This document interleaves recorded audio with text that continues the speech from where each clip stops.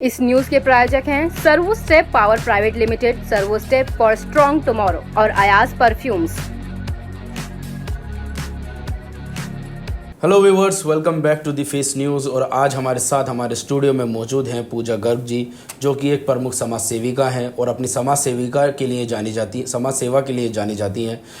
पूजा जी, आपका स्वागत है फेस न्यूज़ पर। Thank you so much. जैसा कि आप समाज सेवा के लिए जानी जाती हैं और एक समाज सेवा जो स्टार्टिंग होती है, जिसे पहला कदम कहा जाता है, कहाँ से इंस्पिरेशन मिली और किस तरीके से शुरुआत हुई इस चीज़ की, इसके बारे में मैं थोड़ा सा जानना चाहूँगा आपसे। जी ज़रूर, आपने बहुत अच्छा सवाल किया है और इसके लिए मैं आपको मैं थैंक यू करती हूँ कि आपने एक जर्नी मेरी पूछी, मैंने स्टार्टिंग कहाँ से किया।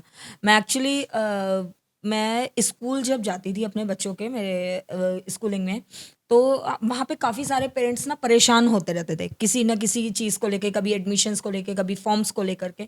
तो मैं स्कूल में काफ़ी समय देती थी और वहाँ पे मैं लोगों की हेल्प करती रहती थी। एटलीस्ट एडमिशन टाइम पे ज़्यादातर उन लोगों को दिक्कत आती, डॉक्यूमेंटेशंस उनको नहीं पता होते थे कि क्या लगना है क्या नहीं लगना है। तो उस टाइमिंग में मैं फ्री ऑफ कॉस्ट में, कोई चार्ज नहीं, कोई कुछ नहीं। और कभी भी कोई भी संस्था में आया और उन्होंने बोला कि ये स्कूल में मिल गया मुझे पेरेंट्स, और मैंने उनकी हेल्प करी। तो प्रिंसिपल सर जो थे वहाँ हमारे यहाँ स्कूल, गवर्नमेंट स्कूल के, तो वो बोलते थे कि कहने लगे, मैम आप जो है ना इस तरीके से इतनी लोगों की हेल्प करते हो, आप हमारे स्कूल मैनेजमेंट कमेटी में क्यों नहीं जुड़ते हो। मैं स्कूल मैनेजमेंट कमेटी में उनके साथ जुड़ी और वहाँ से मुझे इंस्पिरेशन मिली कि मैं सोशल वर्क मैं कर सकती हूँ और मुझे इसमें बहुत शांति मिलती है लोगों की हेल्प करके। जो ज़रूरी चीज़ है एजुकेशन, आपने उसी से अपनी शुरुआत करी। जी। तो अभी करंट में जो कह सकते हैं, किन संस्थाओं से आप जुड़ी हुई हैं और क्या क्या वर्क जो है इस वक्त करंट में चल रहा है, आप किस संस्थाओं के साथ किन से चल रहा है? कहना चाहूँगी कि मैं अग्रवाल समाज से हूँ, तो मैं काफ़ी सारी अग्रवाल संस्थाओं से जुड़ी हुई हूँ, जिसमें अंतर्राष्ट्रीय वगल सम्मेलन है, हमारा अंतर्राष्ट्रीय वैश्य महासंगठन है। मैं अपनी संस्थाओं के साथ जुड़ करके मैं काफ़ी तरीके से मैं वर्क करती हूँ। बहुत सारी स्टूडेंट सेवा समिति है, उससे मैंने स्टूडेंट्स के लिए काफ़ी सारा वर्क किया।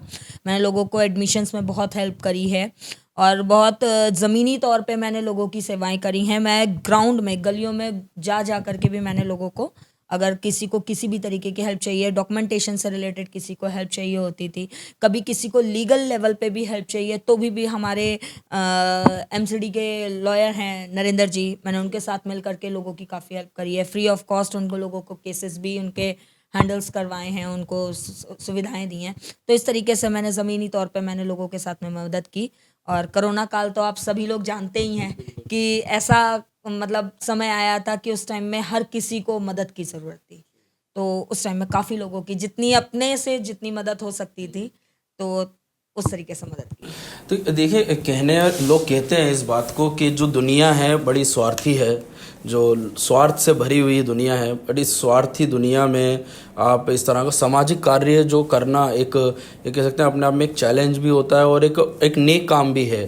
तो क्यों सोचा और कैसे तरीके से कि क्यों इस स्वार्थी दुनिया में रहकर भी आपने जो अलग एक अपनी छवि बनाई है, वो किस तरह से उसको दर्शाती हैं, थोड़ा सा उसके बताएं।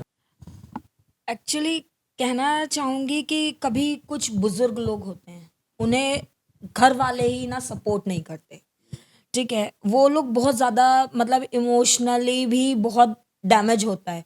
और आप अगर किसी को इमोशनली अगर आप किसी को बहुत बड़ा सपोर्ट देते हैं, तो उसके लिए बहुत बड़ी बात होती है। किसी को इनकरेज करना, किसी को पढ़ाई में इनकरेज करना, आज के टाइम में महिलाएं, आप जानते हो, एक किसी भी क्षेत्र में कम नहीं है किसी से भी।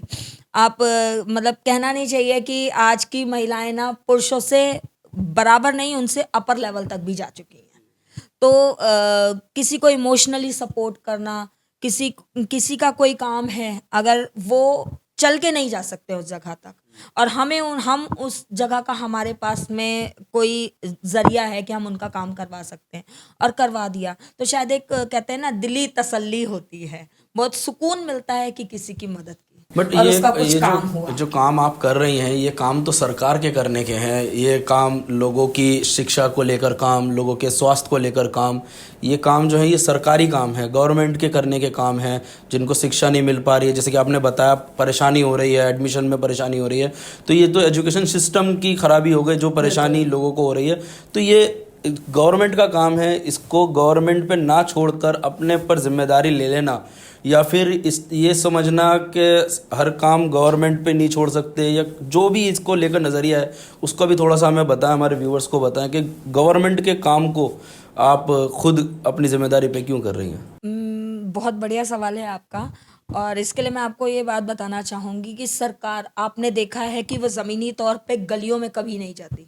सरकार कभी किसी को डोर टू डोर सर्विस नहीं देती, कभी किसी को मतलब आप देखते हैं अस्पतालों में लंबी लंबी लाइनें लगी होती हैं, लोग बाग दूर दूर से आते हैं इलाज कराने के लिए, उन लोगों को हेल्प नहीं मिलती। मैं कह सकती हूँ कि मैंने अपनी कैसे सेवाएं दी।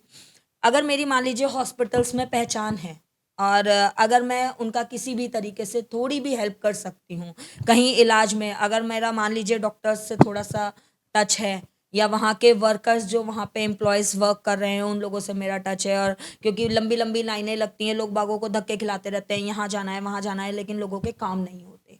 अगर उन चीज़ों में मैं किसी की हेल्प कर सकती हूँ।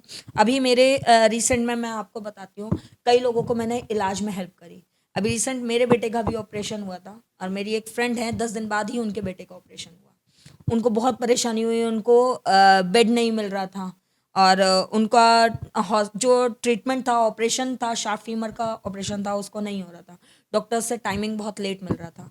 मैंने उनका टाइमिंग अपने रेफरेंस थोड़ा सा यूज़ करे और वहाँ पे उनको टाइमिंग जल्दी हुआ, उसका ऑपरेशन बच्चे का जल्दी हो गया। तो इस तरीके की हेल्प करके ना मुझे मतलब सुकून मिलता है कि चलो ठीक है, मेरे ज़रिए किसी की हेल्प हो जाए। कहने का मतलब ये है कि हर काम सरकार पर भी नहीं छोड़ा जा सकता, कुछ लोगों की भी जिम्मेदारियां हैं जो अपनी जिम्मेदारियों को बखूबी निभाएं तो इंसानियत जो है वो जिंदा रहेगी।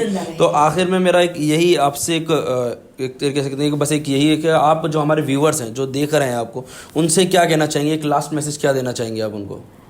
मैं आप लोगों को एक बहुत मैसेज यही देना चाहूँगी कि कभी ना ज़िंदगी में इंसानियत ना भूलें।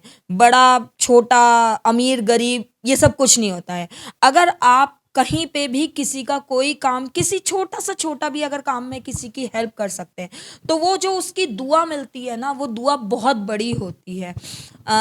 एक अंकल जी थे अभी रिसेंट ही, उनका किडनी का ऑपरेशन था और उनको ऑपरेशन में बहुत ज़्यादा दिक्कत थी और उनका ऑपरेशन नहीं हुआ। मैंने सपोर्ट किया, थोड़ा सा सपोर्ट मैंने किया, थोड़ा सा स्टाफ के लोगों ने सपोर्ट किया और उनका ऑपरेशन बहुत जल्दी हुआ। तो मैं चाहती हूँ कि लोग अपनी इंसानियत को ना भूलें, और इंसानियत को ना भूलते हुए लोगों की अगर कहीं पे भी छोटी सी भी हेल्प करने का मौका मिले तो उसको करें। जी बिल्कुल।